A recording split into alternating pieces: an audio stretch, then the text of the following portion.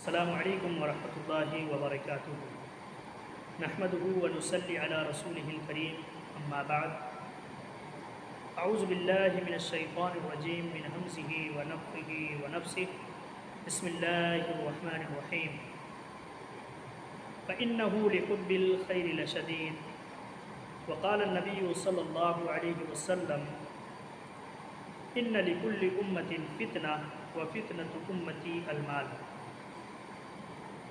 امید کرتا ہوں تمام لوگ خیر و عافیت سے ہوں گے۔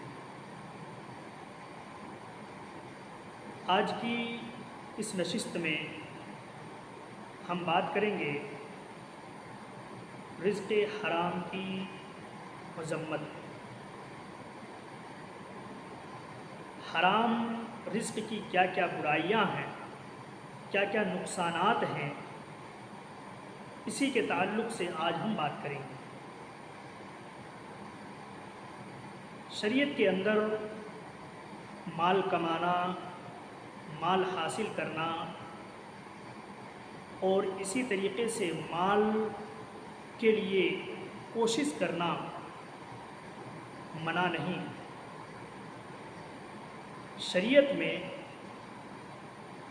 مال کو اگر ایک آدمی حلال طریقے سے کماتا ہے، اپنے بال بچوں کے لیے رزق حلال کی کوشش کرتا ہے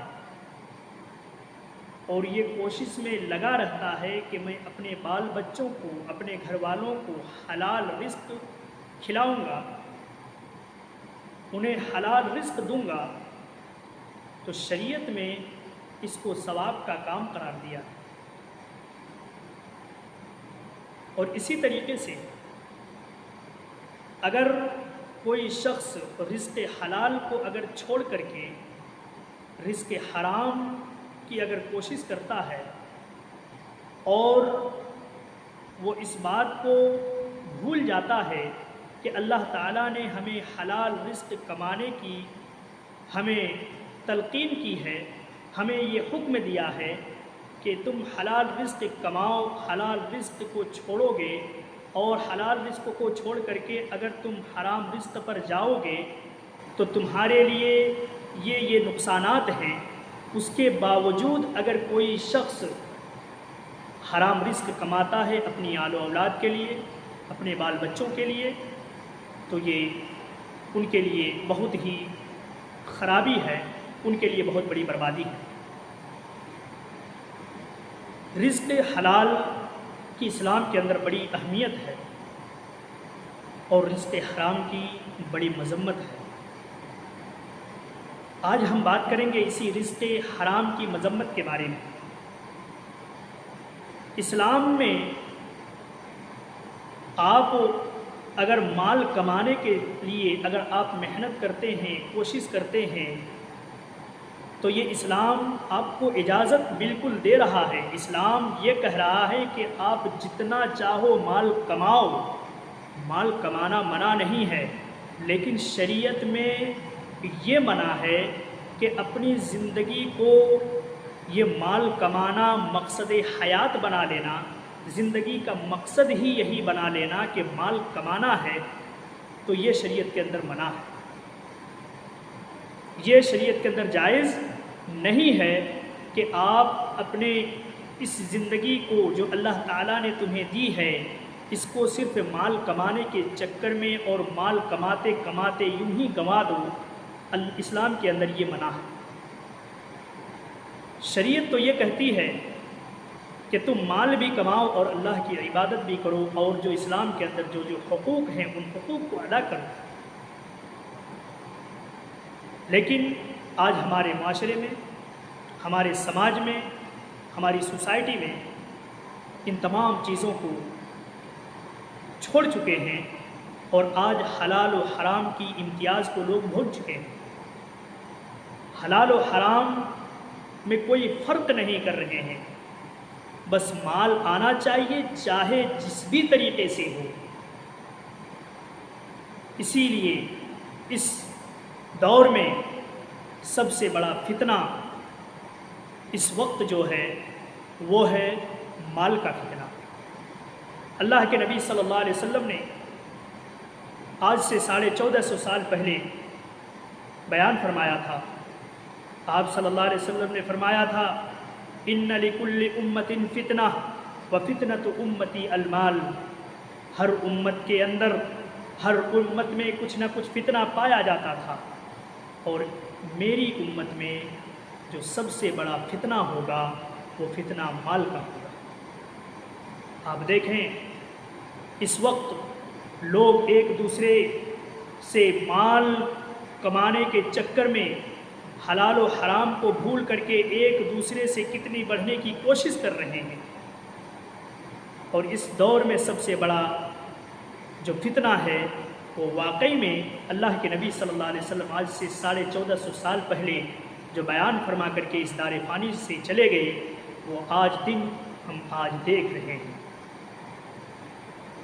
ایک مرتبہ اللہ کے نبی صلی اللہ علیہ وسلم اپنے صحابہ کرام کو یہ اندیشہ آپ نے اپنے صحابہ کرام کے سامنے رکھا۔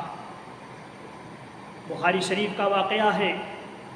واقعہ یوں ہے کہ اللہ کے نبی صلی اللہ علیہ وسلم ایک مرتبہ فجر کی نماز پڑھانے کے بعد فتعرضوا لہ، صحابہ کرام آگے بڑھنے لگے مال کمانے کے، مال لینے کے لیے، مال حاصل کرنے کے لیے۔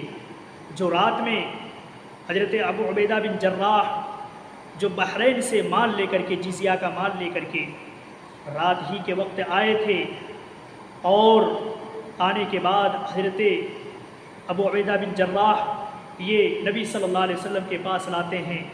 تمام صحابہ کرام کو معلوم ہوتا ہے کہ آج فجر کے بعد مال تقسیم ہونے والا ہے۔ اللہ کے نبی صلی اللہ علیہ وسلم جیسے ہی سلام پھیرے، تمام صحابہ کرام آگے بڑھنے لگے۔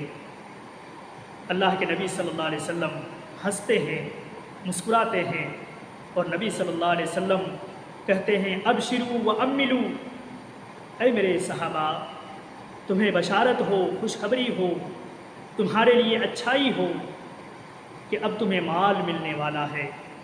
چونکہ اس وقت مدینے میں تمام لوگوں کو مال کی سخت ضرورت تھی۔ اللہ کے نبی صلی اللہ علیہ وسلم نے اپنے صحابہ کرام کو مال تقسیم کرنے کے بعد اللہ کے نبی صلی اللہ علیہ وسلم فرماتے ہیں کہ اے میرے صحابہ کرام کی جماعتو، مجھے اس بات کا ڈر نہیں ہے کہ میرے انتقال کے بعد تم لوگ غریب ہو جاؤ گے، میرے انتقال کے بعد، میرے چلے جانے کے بعد تم فقر فاقہ کی زندگی گزارنے لگو گے، میری زندگی ختم ہو جانے کے بعد تم لوگ غربت کا شکار ہو جاؤ گے۔ ایسا مجھے ڈر نہیں ہے، لیکن مجھے سب سے زیادہ اس بات کا ڈر ہے کہ کہیں میرے انتقال کے بعد تم لوگ مال کو کمانے میں ایک دوسرے سے مقابلہ آرائی نہ کرنے لگو۔ مجھے اس بات پر ڈر ہے کہ تم ایک دوسرے سے مال کمانے میں، مال حاصل کرنے میں ایک دوسرے سے مقابلہ آرائی کرنے لگو گے، ایک دوسرے سے تم مال کمانے کے لیے، مال کما کر کے آگے بڑھنے کے لیے تم لڑنے لگو گے،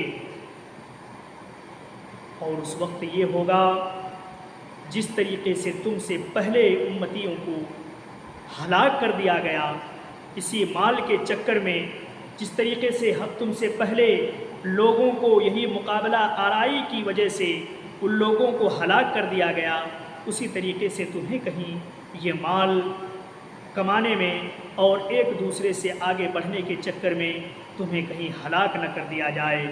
اس کو اللہ کے نبی صلی اللہ علیہ وسلم اپنے زمانے میں صحابہ اکرام کے سامنے اس اندیشہ کو ظاہر کرتے ہیں۔ آپ غور کریں کہ وہ زمانہ آ گیا ہے جس زمانے میں لوگ ایک دوسرے سے کمپٹیشن کر رہے ہیں، مال کمانے میں، مال کو حاصل کرنے میں حلال و حرام کی امتیاز کو بھول چکے ہیں۔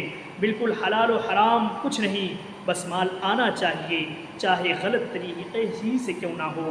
اور یہی مال جب انسان کے پاس غلط طریقے سے جب آ جاتا ہے تو یہی مال ان کے لیے باعث زحمت ہو جاتا ہے، یہی مال ان کے لیے فتنہ ہو جاتا ہے، یہی مال ان کے لیے بربادی کا ایک سبب بن جاتا ہے۔ اسی لیے ہمیں چاہیے کہ ہم مال کمائیں لیکن حلال و حرام کے درمیان فرق کرتے رہیں۔ حلال و حرام کے درمیان تمیز کرتے رہیں۔